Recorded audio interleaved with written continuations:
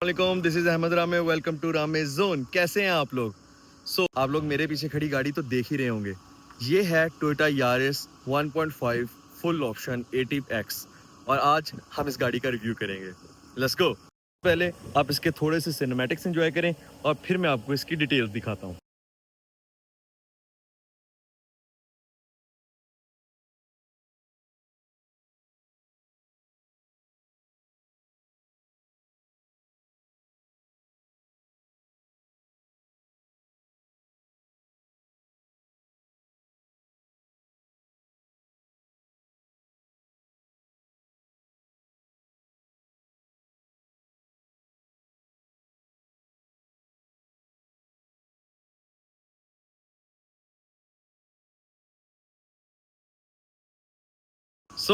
अब मैं आपको इसकी डिटेल्स बताता हूँ।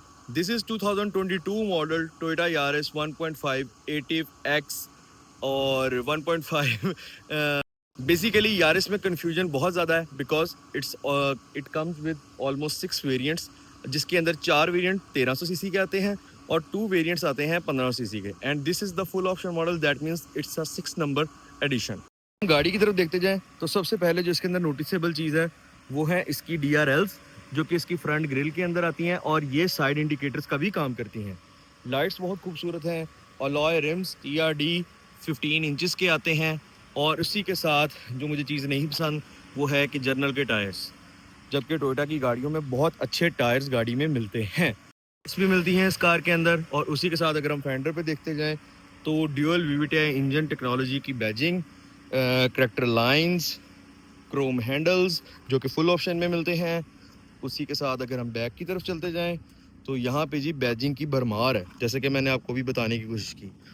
टोयोटा 1.5 CVTi, उसके साथ यारिस एटिव एक्स की बैजिंग और जेन बैक कैमरा भी मिलता है इस गाड़ी को। और इसी के साथ अगर आपको मैं इसकी ट्रंक स्पेस दिखाऊं, this is the trunk space of this car. Huge 4 to 5 persons का लगेज आराम से इसके अंदर रखा जा सकता है। और इसी के साथ इसका स्पेयर व्हील आता है 15 इंचेस का, but not the alloy rim, simple steel wheel आता है। इसी को क्लोज करते हैं। इसी के साथ चलते जाएं गाड़ी की बैक सीट्स की तरफ, तो ज़बरदस्त सिटिंग स्पेस इसमें मौजूद है। कैबिन ब्लैक विद बेज है। और अगर हम ड्राइवर साइड देखते जाएं तो इसमें स्मार्ट एंट्री भी मौजूद है because it's a remote start and stop. और जो डोर हैंडल्स हैं वो क्रोम के साथ हैं। बाकी की डिटेल्स इंटीरियर में जाके एक्सप्लोर करते हैं। This is the startup of Toyota Yaris 1.5 एटिव x. बेहतरीन स्टार्टअप, बहुत ही अच्छी एनिमेशन चलती है गाड़ी के अंदर बिकॉज MID डिजिटल डिस्प्ले है विद एनालॉग ऑल्सो। गाड़ी के अंदर मल्टीमीडिया के कंट्रोल्स भी हैं। स्टीयरिंग ज़बरदस्त फील देता है। सबसे अच्छी जो चीज़, छोटी छोटी चीज़ें, क्रोम हैंडल्स हैं, साइड मिरर्स ऑटो हैं लेकिन रिट्रैक्टेबल नहीं हैं। उसी के साथ सारे विंडोज़ ऑटो, पुश स्टार्ट। और उसी के साथ यहाँ पे थोड़ी सी गेम चेंज होती है।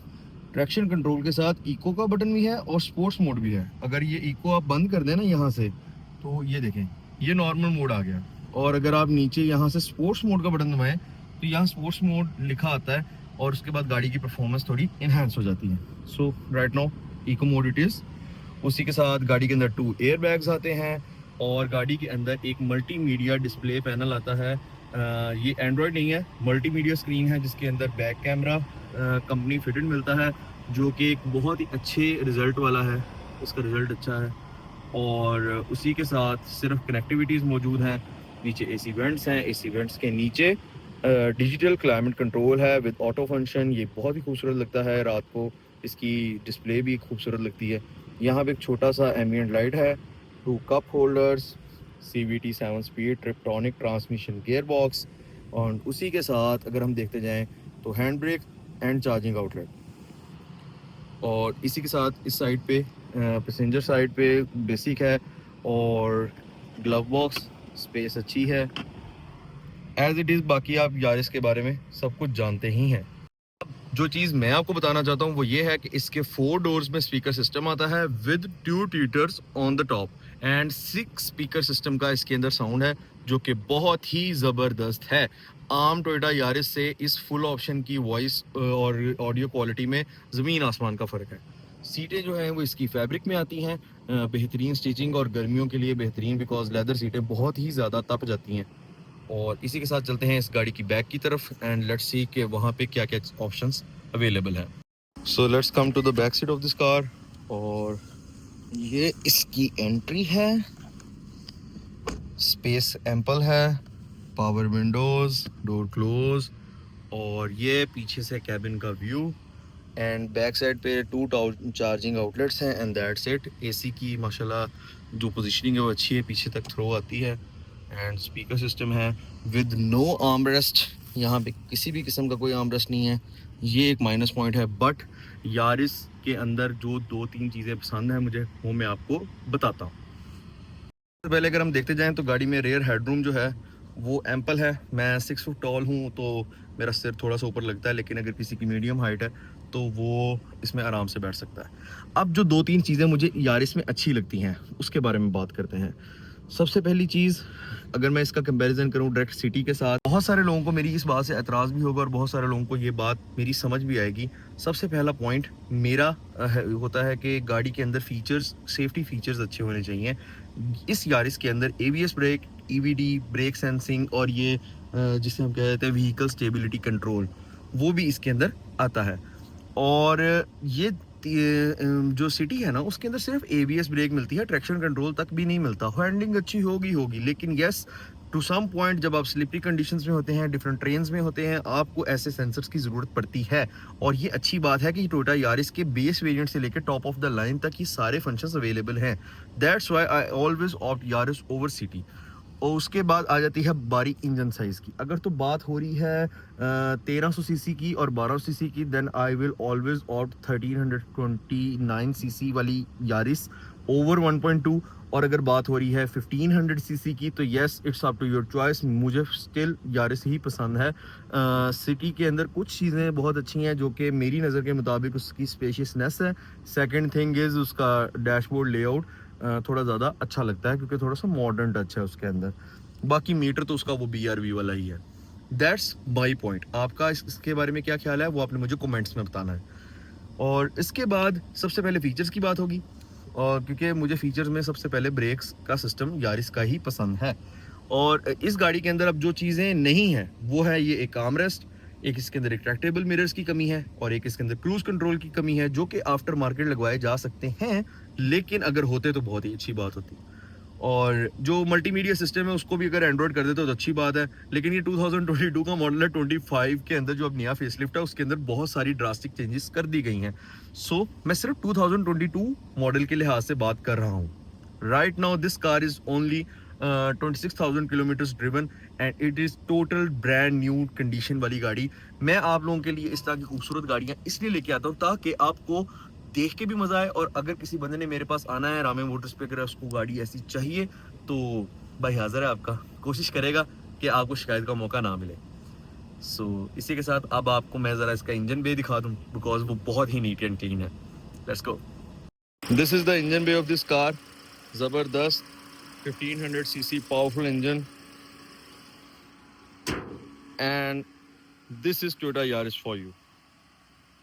चलते हैं इसकी ड्राइव की तरफ और एक्सप्लोर करते हैं कि ये इको मोड पे कैसा परफॉर्म करती है, स्पोर्ट्स मोड पे कैसा करती है, और नॉर्मल मोड पे कैसा परफॉर्म करती है।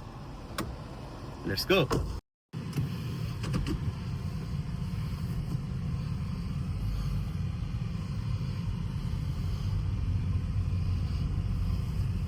तो सबसे पहला जो पुश है ना गाड़ी को, वो हम देते हैं स्पोर्ट्स मोड पे। स्पोर्ट्स मोड लग चुका है एंड गाड़ी को डालते हैं D में एंड लेट्स गो।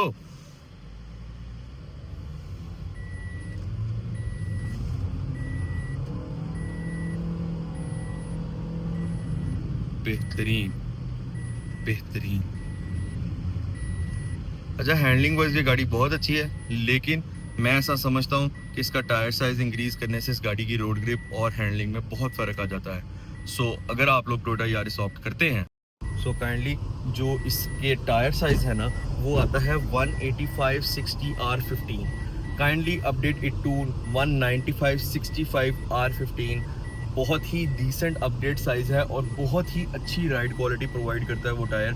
और अगर मेरी रिकमेंडेशन लें तो मैं हमेशा ये कहता हूँ कि योकोहामा में जाना चाहिए, और योकोहामा में मैं बहुत ज़्यादा स्पेसिफिक हूँ एडवन DB V553 लाजमी। अगर आपने मेरे प्रीवियस व्लॉग देखे हैं आपको पता होगा कि मैं उस टायर के पीछे दीवाना हूँ। मुझे वो उसकी राइड क्वालिटी बहुत अच्छी लगती है। मैंने बहुत सारे ट्राई करके देख लिए हैं, लेकिन उस जैसी राइड क्वालिटी मुझे अभी तक फील नहीं हुई। सो ऑप्ट दिस। और आपको अब इसके ड्राइविंग का POV एंगल दिखाता हूँ। Let's go. जन, this is the POV angle of this car.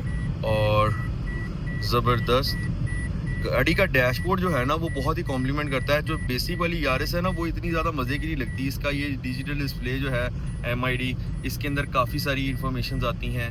जैसे कि आप इसके अंदर देख सकते हैं कि आपको एवरेज मीटर दिखाता है, फ्यूल कंजम्पशन दिखाता है, इको मोड के रेटिंग्स दिखाता है, सेटिंग्स आप इसके अंदर चेंज कर सकते हैं। सो इसके अंदर काफ़ी सारी इंफॉर्मेशन जो हैं वो डिस्प्ले होती हैं। और उसी के साथ कार का मल्टीमीडिया सिस्टम जो है, ऑडोमीटर के कंट्रोल्स इस साइड में हैं, क्रूज़ आप इसमें लगवा सकते हैं।